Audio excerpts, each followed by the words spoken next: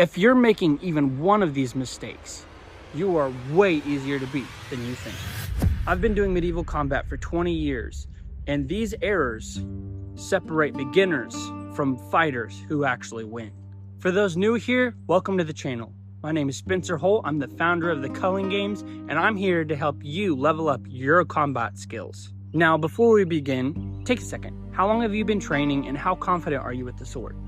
Go ahead and drop it down in the comments. I want to know, and let me see where you're at. Bad footwork and balance. Footwork is the biggest giveaway for a beginner. Staggering, leaning back, tripping over your own feet, moving without purpose signals weakness. Now, when you get into a fighting position, you need to have your weight displaced 50 and 50. A strong stance lets you advance or retreat, but also maintain control of the fight. If you're right-handed, dominate, right foot forward. If you're lefty, left foot forward. So that way your armed arm is closest to the enemy. If you lose your foundation and you start to stagger, you're tripping over yourself and they're getting the jump on you. So having a proper foundation in your footwork is critical. And if you think footwork is about just moving around, wait till you see number 3, weak or a tense grip. Another big giveaway is grip. A lot of fighters, they'll fight like this and their hands are barely holding onto it. It gets hit, you lose control, or they just completely drop it. On the flip side, they overhold it and they grip it too tight and they're tense and they can't move. It needs to be a part of your arm. This needs to be swinging as you do. Think of it like a baseball bat. If someone's swinging at you and you just have a weak swing, you're not going to get any power or control over it. Not reading your surroundings. A lot of the times you see new people stumbling around because they haven't properly utilized their surroundings. When you're about to fight someone, you should be looking at your surroundings, figuring out what your trip hazards are. This, trip hazard. That, trip hazard. That, definitely a trip hazard. If you're getting into a fight, you need to be watching your surroundings and how someone else can use it against you or how you can use it against them. A lot of experienced fighters, you will see them circle.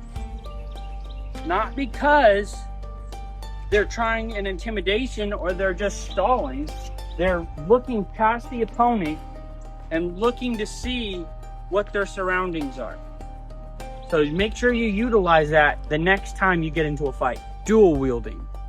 Now, many people try to dual wield too soon. They haven't even mastered one yet and they're trying to dual wield.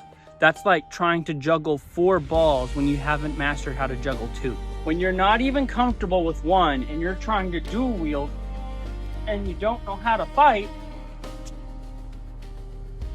it's just going to be chaos. A lot of the times people don't know what to do with the second one, so they kind of just stand there. Master one at a time and then take it slow and progress from there. If you've barely held a sword, you should not be trying to wield 2.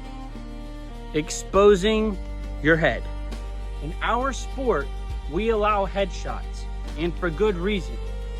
For whatever reason you somehow need to get into a fight with a real person, in a real sword fight, if you've not properly practiced defending your head, you're gonna develop bad habits and you're gonna get yourself killed. A lot of people sit there and they're fighting like this, like they're trying to protect their legs and their torso. Your head's wide open.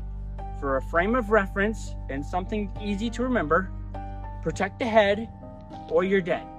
Now, number 6 is a silent killer for beginners, and it ties directly into protecting your head, and that is flinching. Too many times I see people fighting, the beginners fighting, and they're fighting and someone throws an attack at them. No. Look ahead. Look into your enemy's eyes.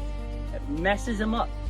Trying to fight someone while flinching and looking away is like a football player trying to catch a football with his eyes closed.